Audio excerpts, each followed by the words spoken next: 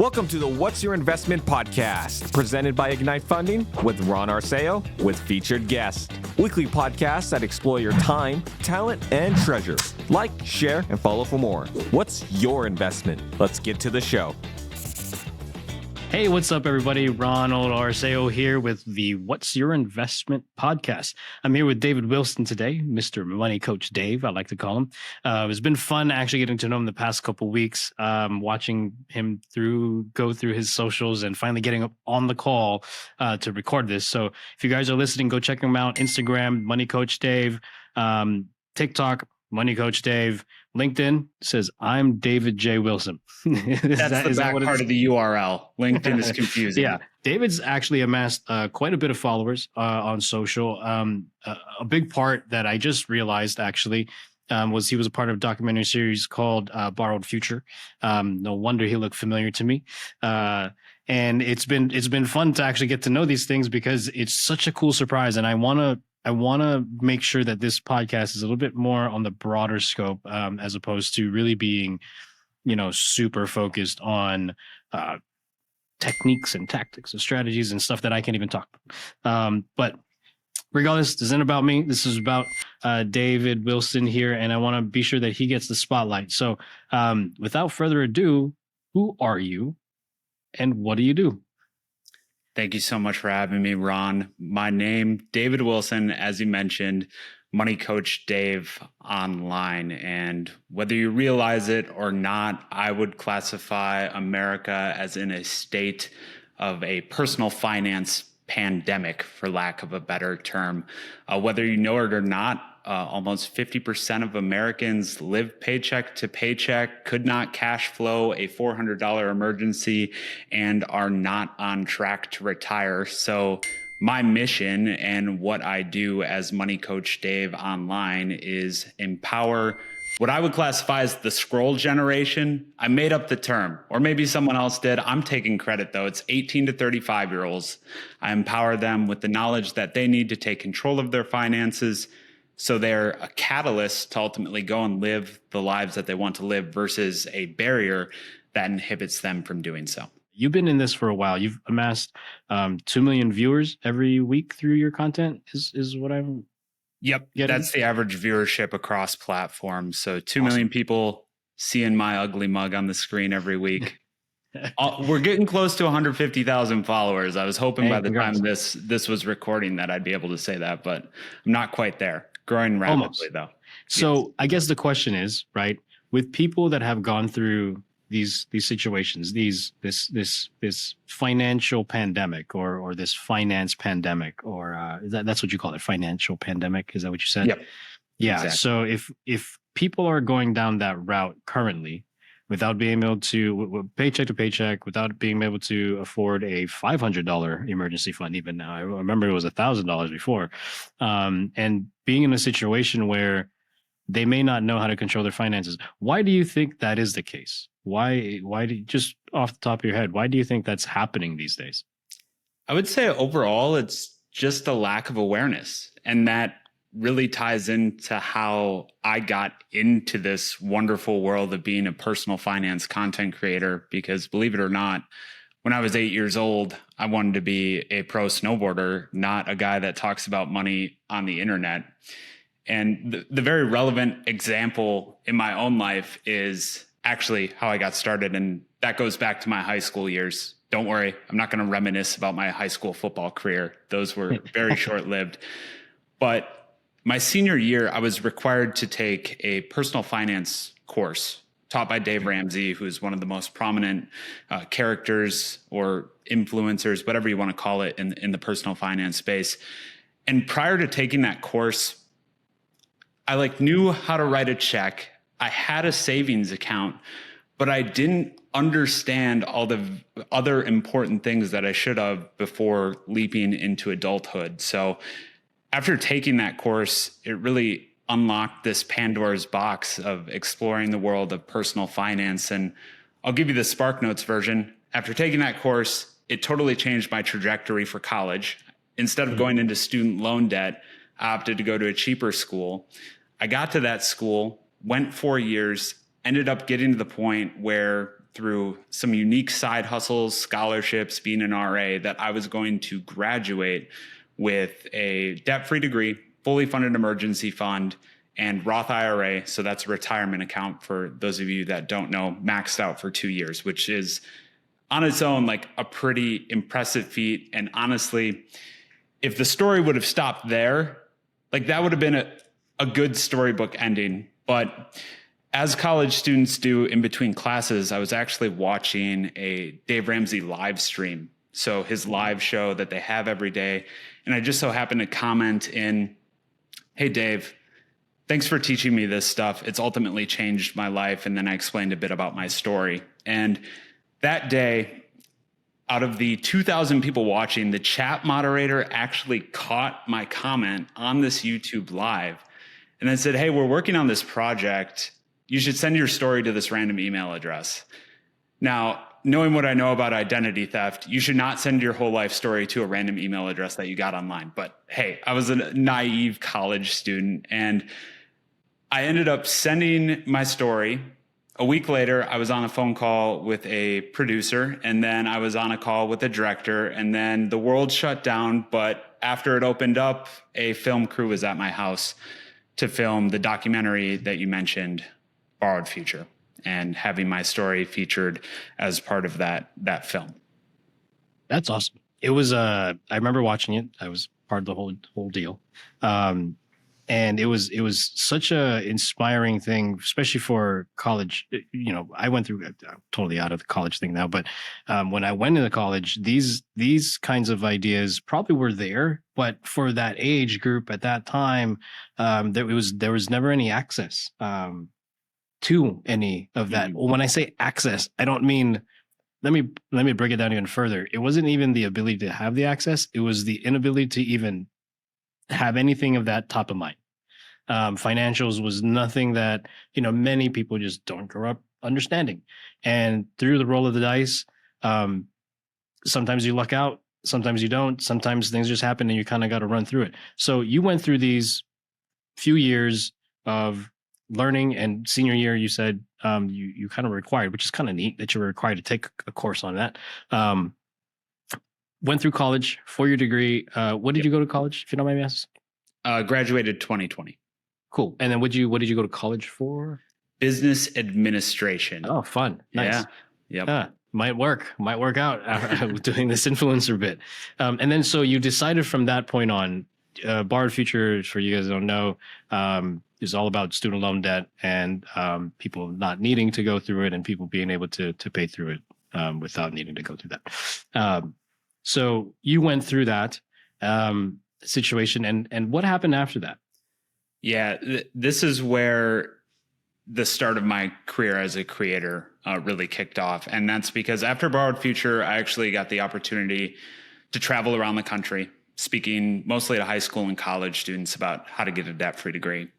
But then I got into corporate America and quickly realized I'm working with these people from Yale, from Harvard, at this prominent tech company in the Midwest. And these people are still stressed about money. Like, I know how much they make and I know what they should be doing with their money, but they're just not doing it. And because of that, they're stressed out. They're not able to go chase their dreams, and they're not able to have the freedom that would allow them to go and live the life that they've been called to live. And then on the flip side, someone like me, same wage, just a little bit more knowledge in the personal finance space, I'm able to serve who I want to serve. I can do what I want to do with my life and ultimately have that freedom that the others didn't because of that basic knowledge. So that kicked off my career as a creator, and I've been creating consistently for the past 4 years, made the jump to full-time personal finance content creator and educator about a month ago. And that's because my follower growth, viewer growth, all had a very good run over the last 6 months where I've grown exponentially compared to what I had before. It was almost like a compounded growth. But yeah, it's like the overnight success thing. It's like 3.5 years, and then finally it worked. But it looks like, and I think that's for content creators that could be watching this, or just in general for people. I mean, the whole thing is about discipline and consistency, and that yes. compounds. And financials, your finances, at least in investing, that's why this is what's your investment. Like, what are you investing in? That's compounding.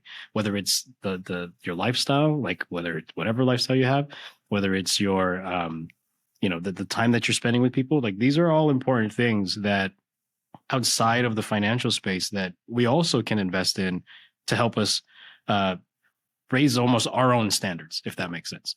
What do you think, with this being the topic, what do you invest your time in currently? I know you just made the jump to football. Let me backtrack a little bit on that. How was that decision? When someone's making a big, tough decision and I mean, careers on the line, things are on the line. Like, what was there's a lot of courage there that needs to that needs to be built up, I suppose. Yeah, it definitely was not an easy decision. I left a very good company that treated me well, that was full of opportunity, making six figures, which compared to anyone in my family, I'd made it, quote unquote, despite being pretty early on in my career. But and this relates to the time piece. It got to a point with my business and the growth that I was making an income. I had prepared what I would call a jump fund of 12 months. So it came to a point where, yes, I could keep working and spend my time building something for someone else, which I believed in the work that they were doing, or I could make better use of what I believe my God-given talents are as a creator, as an educator, and attempt to pursue this full time. So that's why I took the leap. And another factor is I just have a very low risk life. Like financially, I had the padding, I have a soft landing if things go south, but I have very little financial responsibility outside myself at this point. And I would rather pay the cost to jump than live with the price of regret later on in life, saying I didn't give this a shot when I could have. Let me write that down. Yeah, there's a quote by Jim Rohn. I think I forgot what it was specifically, but it's regret weighs, discipline weighs ounces, regret weighs tons, I believe is the quote. Anybody watching could probably help me out with that, but I fully believe in that. I think there's a place and a time for everything. And it's weird because there's moments in life that you think you're going to go a certain direction, kind of like how you're like, oh, I'm just going to go this way with this business admin thing and do this school, college, football career thing might not work out. And it's funny how things happen. And then the catalyst for change, it's so subtle. And then 10 years later, things are automatically, or I should say dramatically, not automatically, dramatically different from where you started. What was that catalyst moment? I know you said it was the course, but what happens when you needed a course correct? For where I'm going with my career and such. Yeah. So like you studied, you went through the whole debt-free thing. You got on this Borrowed Future documentary. Then all of a sudden, things started to flow. You found this corporate job, I guess you could say. Yeah. Found other people weren't as happy. And you decided to make the jump over that period of time. There had to have been some times where you had a course correct, whether jumping might have been a good idea. I guess that jump fund is a good idea that you had it, or not. Like you had to find ways to maybe mitigate that risk, I'm assuming.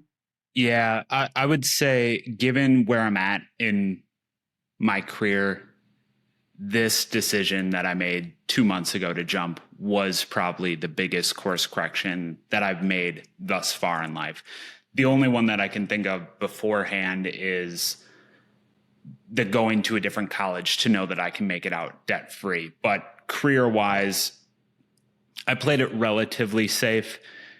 And the catalyst, I hate to be a numbers guy, but I am a numbers guy, was actually the revenue from this business reaching a point where it's sustainable, plus the jump fund equals I can exit in a responsible way, despite being a self-employed individual, I'm actually quite risk averse.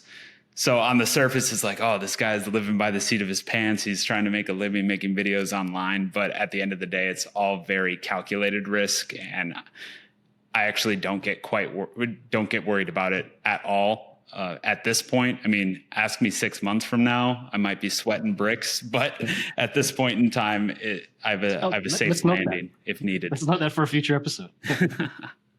No, I agree. It's because people may think that, right? Like, oh, this guy's a young guy, got a lot of stuff, like in terms of financial responsibilities and all that. Like, what does that mean for me?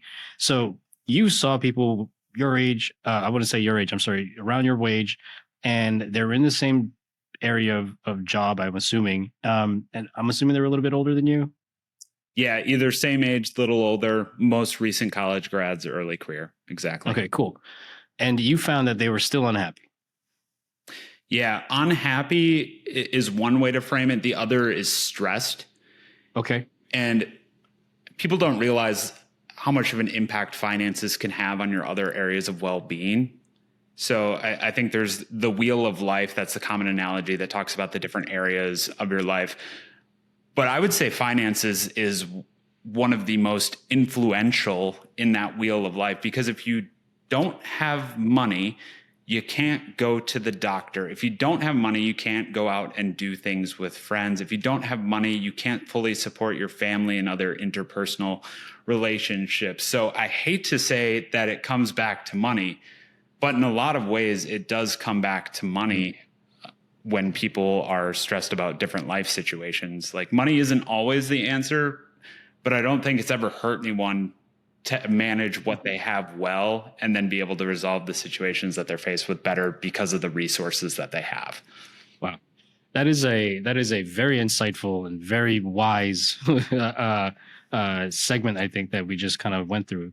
Really, that whole idea of not having money really is something that maybe is maybe so overlooked, possibly, that this idea of money is so taboo, maybe, that it doesn't really get talked about. And, to be honest, prior to being a part of doing this specific type of podcast on, what's your investment, I found many of the contributors and the guests here are very much in the space of creating content that is of value and of help for others, and for doing it for years.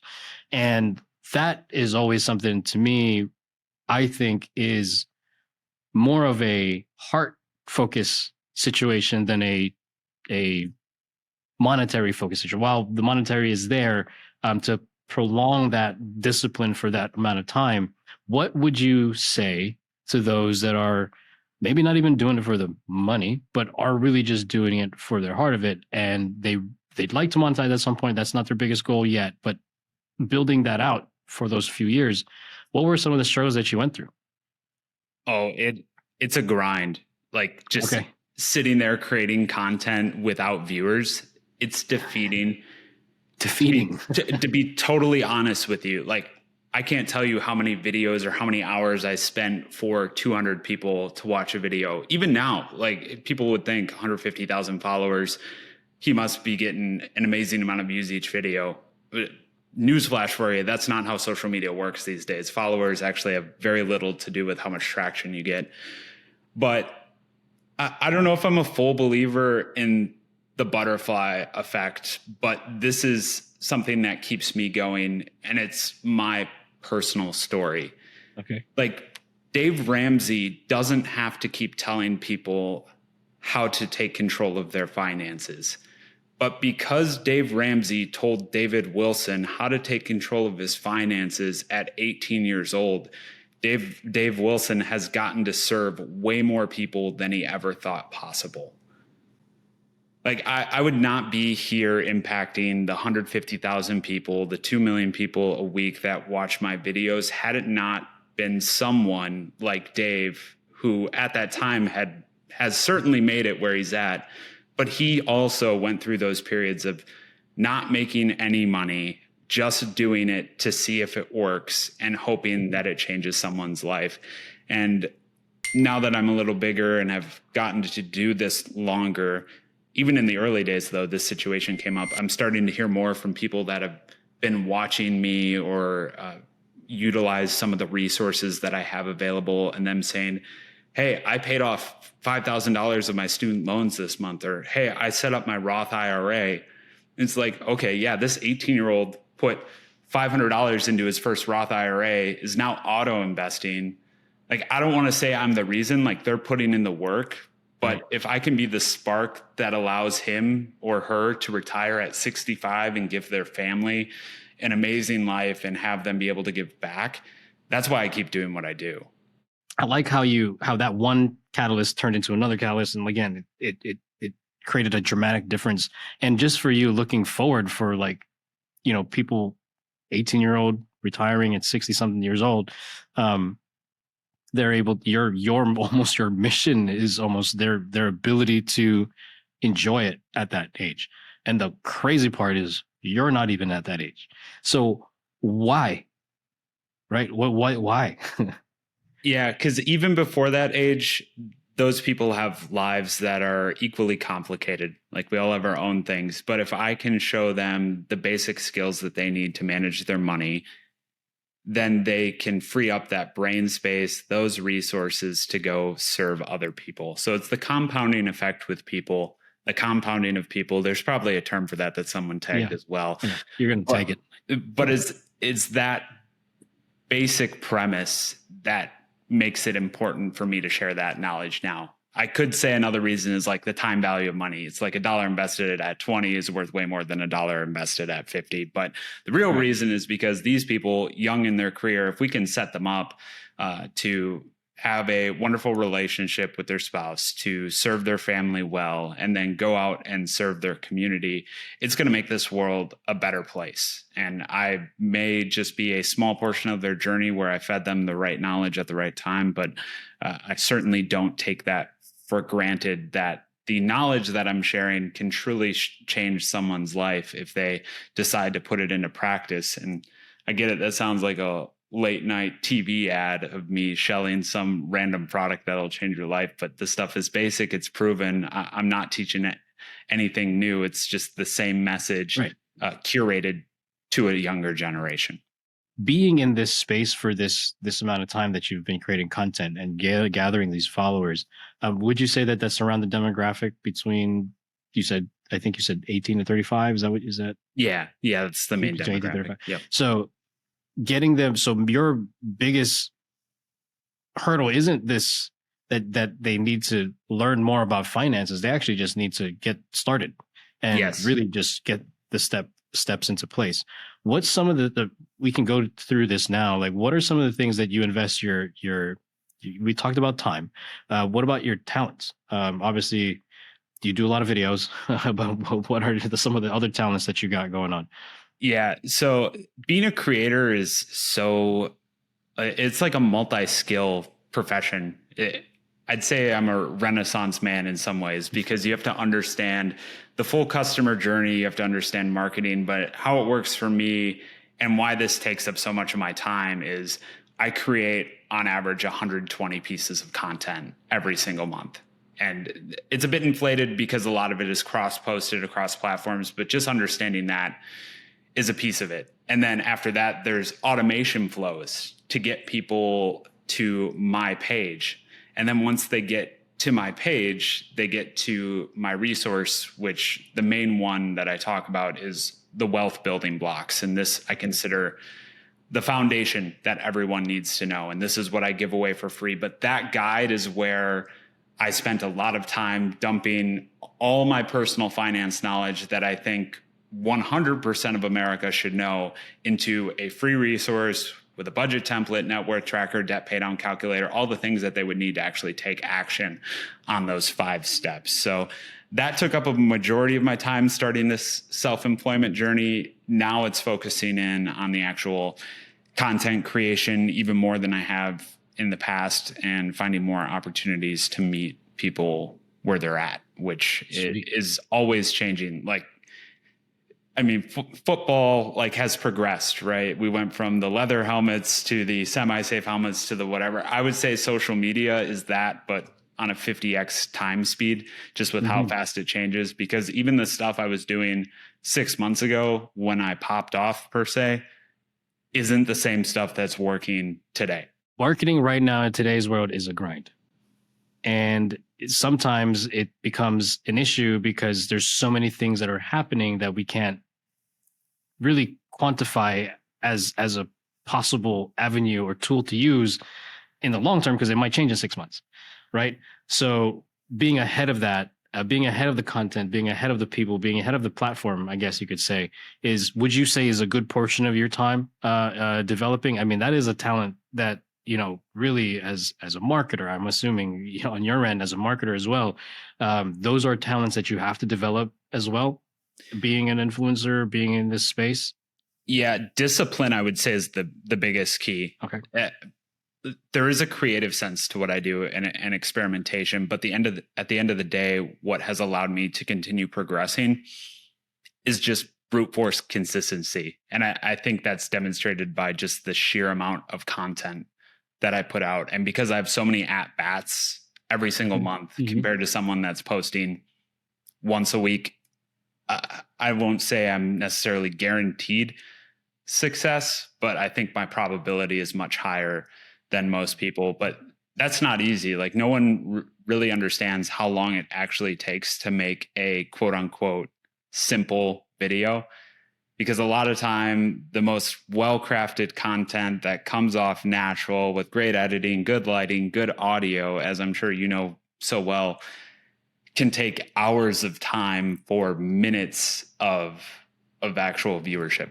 As disheartening as that could be sometimes, the discipline really pushes through. So now that you've gotten to this space of being a business owner now, or I guess business owner fully now, creating these opportunities for yourself to help engage with the younger audience, the younger crowds, is there any area where you will plan on talking to the an older generation?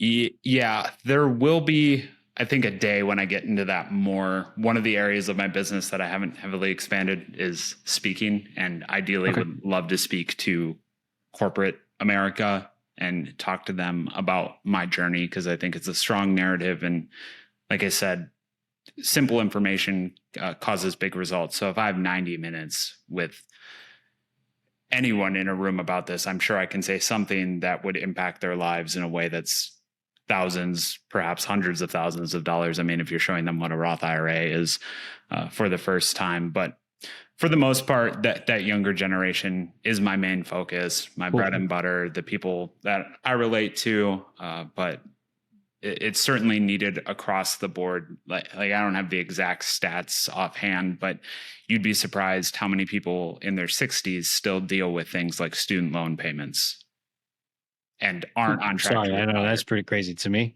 That's wild. And I feel for that because, there's a lot of that going on out there and a lot of people in that space.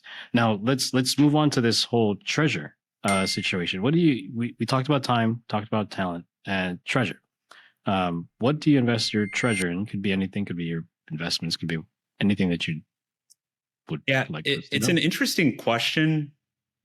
And that's only because of how I grew up. And I say that I grew up predominantly single mom that raised two boys on her own. So when I think of treasure, I think of finances. And just because of that situation, I never really saw like what I would classify as like heroic levels of generosity. And I'm not saying that I'm there yet. That's not what I'm saying at all. But this has been something that I've had to personally navigate as I've gotten more treasure to manage. And admittedly, some through trial and error. Thankfully, through some mentors, I figured out how to do it in a way that's meaningful for me and helps people, organizations that I care about. But the way that I prioritize it is, at the end of the day, whether it be time, talents, treasure, I believe that I'm simply a manager of those God-given gifts. And because of that, first fruits go to support that mission of spreading the word and such. That's my personal philosophy. That's something that I practice. And after that, I don't want it to come off selfishly, but I do focus on my personal self and my future family. And there's where it ties in. because I think the most generous people come from a place where their cup is overflowing. So admittedly, and what has allowed me to be in the position that I am today, I do save and invest a fair amount of my income to give my future family, whoever that may be, the life that I didn't have growing up. Now, above and beyond that, it's a number of different organizations or just ad hoc things that may come up that I choose to support. But the person that inspired the way that I give now is a man named Art Rainier. He's another finance guy in this space. But during a podcast with him, actually, he talked over this concept of holding the rope. And that's where, even if you're a business person that doesn't necessarily have the time to go to the middle of Africa or to go to a underserved population in XYZ place, you have to realize that if you're someone that's good at making money and good at business, and then can use those funds to support people who are better positioned to go do that work out in the field, out in those remote parts of the world, you are holding the rope for them. And you need each other. So that's how I look at generosity. Is like, I realize I've been given these gifts to be good at business, to understand finances. So yeah, I'm going to double down on these, put the pedal to the metal, and spend my time, my energy here, because someone else who's better out there needs me to support them. Let's say, what was your hold the rope moment? Oh, my hold the rope moment. I have supported a couple of folks to go overseas for mission work. I would say the most relevant one is actually local here. And this is an organization that I do periodically get to give my time to as well. It's called My Friend's House. It's troubled youth that live there under supervision. And myself and actually one of my old roommates would go there to make food and just hang out with them, kind of like dudes being dudes. And it's so funny to me, like that, not funny, actually, now that I think about it, it's sad, because that level of interaction that those boys don't get to have on a regular basis just means so much. And I quite literally, this is like, we did chicken and waffles. We'd bring Papa Murphy's pizza, whatever it may be, and then go play pickup basketball. And we would have a blast with these kids who otherwise wouldn't necessarily have people in their lives that were men older than them to speak life into their current phase in life, which for the most part was middle school to high school. That's awesome. That's, having mentors during that age, I think is very important. It's a very confusing time for kids. It's a very, or teenagers, whatever. It's a very hard time, especially with people that are raised with single parents or no parents, or, moving around, jumping around from, homeless spot to homeless spot. It kind of sucks. There's a lot of that goes around. So time, talent, and treasure. It looks like you invest a lot of time, a lot of talent, and a lot of your treasure in very heartfelt, purpose-driven, mission-driven areas, whether it's helping steward your own finances to help others steward theirs, helping between these, let's just call them nonprofit. I'll just call them nonprofits, or between these areas of contribution that you want to give out. And a lot of these just seem from the heart, right? And it's very authentic and it's very real. And I think there's a reason why people become attracted and follow, and they hang on your words a little bit more because of the authenticity that you're speaking. You said speak life into people. That could go in very many different directions, but in this, it's an entirety in a holistic sense, helping others to be better. Because at one point you weren't and you got better, is taking on that overflowing cup from back then and moving it forward to others. And I think that's a great way to talk about why these financial influencers and why these influencers are doing their thing, because we really didn't get a chance to talk about numbers, which wasn't what the thing was about today. But they do talk about their numbers on their side, and we talk about numbers on our side in different areas. But this podcast really is about what your investment is, and who and what your time is spent investing in, who you're investing in, the talent that you're investing in with the people around you, with yourself maybe, and then the treasures that you're investing in, whether that's unseen, right? Or seen. I always say that you never know the impact that you're going to make. And that's probably the most beautiful thing, because you could just do one thing and be totally fulfilled that you did it. Getting chicken and waffles, going and playing a pickup game, super simple things that as kids we used to all do and we don't even do anymore. And to find people like you to that do those things, that take their time because of where they're at in their life, be able to contribute and give back. It's an amazing thing. So I appreciate the time that you have given us and the space that you've created for us to talk about these things. I have one question, though, final question. If you were to look back on your future from way back then, and you were to give yourself one piece of advice, what would you say? Chill out. It all works out. Very anxious, like I think everyone else in this generation. And there were a lot of things that I worried about that at the end of the day don't really matter. Yeah. They matter, but they don't really matter. So take a chill pill, Dave. That's take a chill pill. Awesome. Well, thank you, Dave. Anything else you want to tell the folks out here? We'll send out your, in the description notes, we'll have your links and your bio and all that. Anything that you want to let the folks know before I get out? I want to thank you just for the opportunity to share this message. And like you said, the space that you gave me to share more about myself. For those listening, if it piques your interest at all, I'm on a mission to help as many people as possible. So the way that you can support that is just by following me on social media, Money Coach Dave, or if you have any opportunities for speaking, talking, those are things that I'm looking to pursue in the future. So reach out, LinkedIn, or email me questions. Really, any way you can get in contact, as long as I have the time to respond, which I'm pressed for a lot of times now, I will make it a priority and would love to connect with you. Awesome. Thank you, Money Coach Dave. Be sure y'all check him out. It's been a great pleasure having you on this podcast. See you soon. Hey, thanks for watching the What's Your Investment podcast. Please like, follow, and comment. And don't forget, check out our other videos. We got the Deeds in the Desert and the Day in the Life episodes. See you there. Thank you for tuning in to this episode of What's Your Investment, brought to you by Ignite Funding. Don't forget to like, comment, and follow for more. Check out our other podcast, Deeds in the Desert, and let us know who you would like to come onto the show. We'll see you next week. The views and opinions expressed by guests on this program are their own and do not necessarily reflect those of Ignite Funding. Ignite Funding does not endorse or promote any individual, brand, or investment featured in this podcast. This content is for informational purposes only and should not be considered investment advice. All investments involve risk, including the potential loss of principal.